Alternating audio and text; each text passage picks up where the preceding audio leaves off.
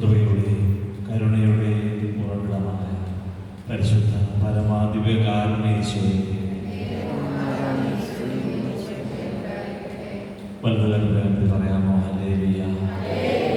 കുറെ കൂടെ സ്വരമുയർത്തി പറയാമോ ഹല്ലേലൂയ?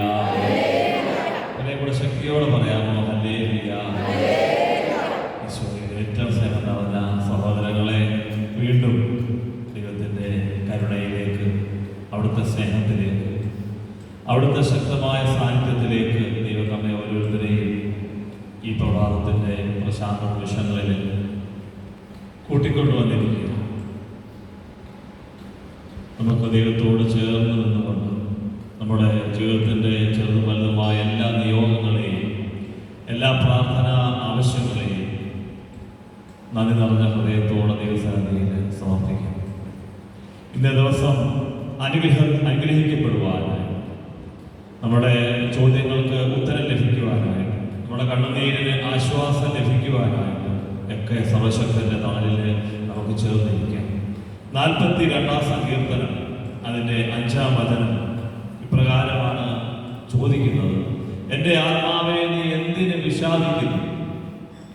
എന്തിന് നെടുവീർപ്പെടുന്നു? സങ്കീർത്തനിലൂടെ ദൈവത്തിൻ്റെ ആത്മാവ് ചോദിക്കുകയാണ്, എൻ്റെ ആത്മാവെ, നീ എന്തിന് വിഷാദിക്കുന്നു? എന്തിന് നെടുവീർപ്പെടുന്നു? വിഷാദത്തോടെ കടന്നു വന്നവരുണ്ടെങ്കിൽ ദിവ്യകാരുണ്യ ഈശോ ഈ പ്രഭാതത്തിൽ നമ്മോട് ചോദിക്കുകയാണ്, നീ എന്തിന് വിഷാദിക്കുന്നു? എന്തിന് നെടുവീർപ്പെടുന്നു? നമുക്കറിയാം, ഈ ഒരു കാലഘട്ടം എല്ലാം ഉണ്ടായിട്ടും ഒന്നുമില്ലാത്തവരെ പോലെയുള്ള മനോഭാവമുള്ളൊരു കാലഘട്ടമാണ്.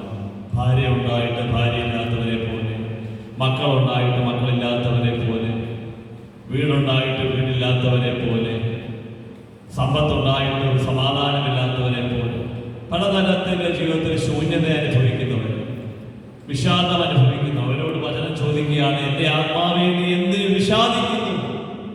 എന്തിന് നെടുവീർപ്പെടുന്നു?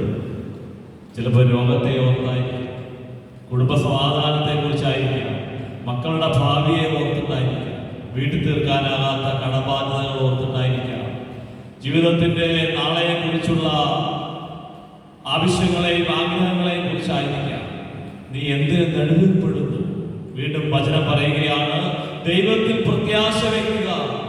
ഇതിന് ഉത്തരമാണ് സങ്കീർത്തകൻ പറയുന്നത്. ഈ സങ്കീർത്തന പുസ്തകം നമ്മൾ പരിശോധിക്കുമ്പോൾ ഒരുപാട് ചോദ്യങ്ങൾ കാണാനായിട്ട് സാധിക്കും. ചോദ്യങ്ങൾ ചോദിക്കും, അല്ലേ? ചോദ്യങ്ങൾ ശ്രദ്ധിച്ചിട്ടുണ്ടോ? പണ്ടുകാലം വേണ്ടി പറഞ്ഞേ ഹല്ലേലൂയ. സ്വരമേർത്തി പറയാമോ ഹല്ലേലൂയ? ഞാൻ പർവ്വതത്തിലേക്ക് എൻ്റെ കണ്ണുകൾ ഉയർത്തും, എനിക്ക് സഹായം എവിടെ നിന്ന്? ചോദ്യമാണ്, ചോദ്യമല്ല. എനിക്ക് സഹായം, ഉത്തരം എന്നെ ആരാ പറയുന്നത്? ഉത്തരം അറിയാമോ? പണ്ടുകാലം നേരിട്ട് പിടിച്ചു പറഞ്ഞ്, എന്റെ സഹായം ആകാശവും ഭൂമിയും സൃഷ്ടിച്ച എന്റെ കർത്താവിൽ നിന്ന്. ഹല്ലേലൂയ. അങ്ങനെ ഒരുപാട് സങ്കീർത്തനങ്ങൾ ഇങ്ങനെ ചോദ്യങ്ങൾ ചോദിക്കുന്നുണ്ട്. സഹായം എവിടെ നിന്ന്? ഉടനെ അടുത്ത സ്റ്റെപ്പ് ഉത്തരമാണ്. ഉത്തരം അടുത്ത ഉടനെ പറയുകയാണ്. അതേപോലെ നമ്മുടെ എൻ്റെ ആത്മാവെ, നീ എന്തിനു വിഷാദിക്കുന്നു? എന്തിനു നെടുവീർപ്പെടുന്നു? ഈ നെടുവീർപ്പും വിഷാദവും മാറാനുള്ള ഉത്തരം ദൈവത്തിൽ പ്രത്യാശ വയ്ക്കുക. ജീവിതത്തിൽ മറ്റു പലതിലും പ്രത്യാശ വെച്ചിട്ട് ഒരുപക്ഷെ പരാജയപ്പെട്ടു പോയവരായിരിക്കാം, ഒരുപക്ഷെ വേദനിക്കുന്നവരായിരിക്കാം, ഒരുപക്ഷെ വളരെയധികം ഭാരപ്പെടുന്നവരായിരിക്കാം, ഒരുപക്ഷെ വിഷാദത്തോടും വേദനയോടും നെടുവീർപ്പോടും കൂടെ കടന്നു വന്നവരായിരിക്കാം. ദൈവത്തിന്റെ ആത്മാവ് ഈ പ്രഭാതത്തിൽ നമ്മോട് പറയുക, നിങ്ങൾ വിഷമിക്കേണ്ട, നിങ്ങൾ നെടുവീർപ്പെടേണ്ട, ദൈവത്തിന് പ്രത്യാശ വയ്ക്കുക. എന്റെ അഭയവും സഹായവുമായ അവിടുത്തെ ഞാൻ വീണ്ടും പുകഴ്ത്തും. ഹല്ലേലൂയ. നമ്മുടെ കർത്താവിനെ നമുക്ക് വീണ്ടും പുകഴ്ത്തണം. പുകഴ്ത്തുമ്പോഴാണ് നമുക്ക് ഈ നെടുവീർപ്പുകളും സങ്കടങ്ങളും എല്ലാം മാറിപ്പോകുന്നത്. ഈ പ്രഭാതത്തിൽ നമുക്ക് അവിടുത്തെ പാടി പുകഴ്ത്താം, അവിടുത്തെ നമുക്ക് ആരാധിക്കാം, അവിടുത്തെ നമുക്ക് സ്തുതിക്കാം. Hallelujah, hallelujah. ഒരിക്കല് ഒരു മുതലാളി ഒരു ആനയെ വാങ്ങി. തന്റെ വേലക്കാരനെ വിളിച്ചിട്ട് ഈ ആനയെ കുളിപ്പിക്കാനായിട്ട് പുഴയിലേക്ക് കൊടുത്തു. കുറെ നേരം കഴിഞ്ഞിട്ടും ആനയും കാണുന്നില്ല, വേലക്കാരനെയും കാണുന്നില്ല, ഒന്നും കാണുന്നില്ല. മുതലാളിക്ക് വളരെ അമ്പരപ്പായി, എവിടെ പോയി? അവസാനം മുതലാളി ആനയെ തിരക്കി പുഴക്കടവിച്ചു. അവിടെ ചെന്നപ്പോൾ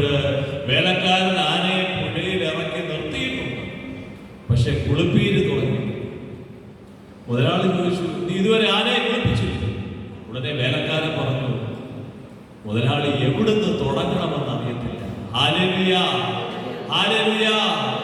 മക്കളൊക്കെ വഴിതെറ്റിപ്പോയി, എവിടെ തുടങ്ങണമെന്ന് അറിയത്തില്ല.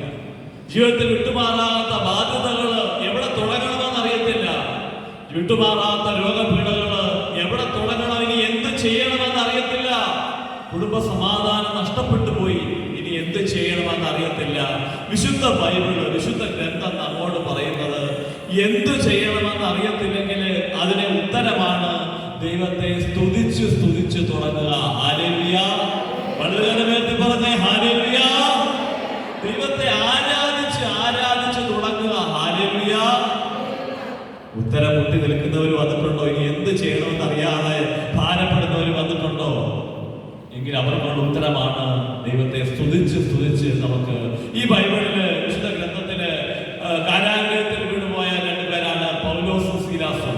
അവരതിന്റെ നടുവിൽ എന്ത് ചെയ്തു? പ്രതിബന്ധങ്ങളുടെ നടുവില് അവര് കാരാഗ്രഹം തുറക്കാനോ അവര് മറ്റ് മാർഗങ്ങളോ ഒന്നുമല്ല അവരാലോചിച്ചത്.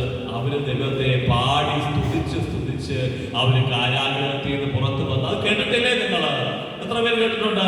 അപ്പോസ്തല പ്രവർത്തനങ്ങൾ 16 ദൈവത്തെ ആരാധിച്ച് ആരാധിച്ച് ചങ്ങലകൾ പൊട്ടിച്ച പ്രാർത്ഥനാ വീരന്മാരുടെ പേര് ഈ പുസ്തകത്തിലുണ്ട്. ഹല്ലേലൂയ. ബാബിലോണിലെ തീച്ചുളയുടെ നടുവിൽ വീണുപോയ 3 ബാലന്മാരെ കുറിച്ച് കേട്ടിട്ടുണ്ടോ? ഹദ്രക്ക്, മിശായേൽ, അസറിയ. ശദ്രക്ക്, മിശായേൽ, അസറിയ 3 ബാലന്മാര്. അബ്ദനഗോ 3 ബാലന്മാര്. അവര് എന്ത് ചെയ്തു? തീച്ചുളയുടെ നടുവിൽ കിടന്ന് ദൈവത്തെ സ്തുതിച്ച് സ്തുതിച്ച് ആരാധിച്ച് ആരാധിച്ച് പുറത്തു വന്നു. ഹല്ലേലൂയ. പ്രിയപ്പെട്ടവരെ, നമുക്കും ഈ പ്രഭാതത്തിൽ ഇത്രയേ ഉള്ളൂ. ലോകത്തിന്റെ പിറകെ പോകണ്ട, മറ്റ് സഹായങ്ങൾ അന്വേഷിച്ചു പോകണ്ട.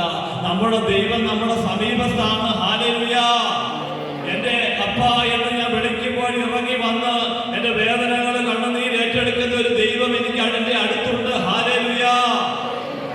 അതുകൊണ്ടാണ് യോഹന്നാൻ ശ്ലീഹ എഴുതിയത്, യോഹന്നാന്റെ സുവിശേഷം 6:37, എന്റെ പിതാവ് നൽകുന്നവരെല്ലാം എന്റെ അടുക്കൽ വരും, എന്റെ അടുക്കൽ വരുന്നവനെ ഞാൻ ഒരു നാളും തള്ളിക്കളയുകയില്ല എന്ന്. ഹല്ലേലൂയ.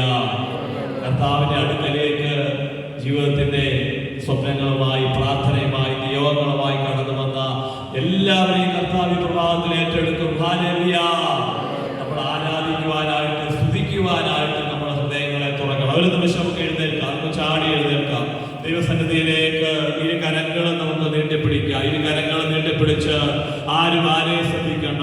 നമ്മൾ ഹൃദയം തുറന്ന് ഒരു 5-10 മിനിറ്റ് നമ്മൾ കർത്താവിനെ ഹൃദയം തുറന്ന് നമുക്കൊന്ന് സ്തുതിച്ച് ഈ പ്രഭാതത്തിൽ നമുക്ക് അവിടുത്തെ ആരാധിക്കാം. കരങ്ങളെ സ്തുതിക്കുന്നു.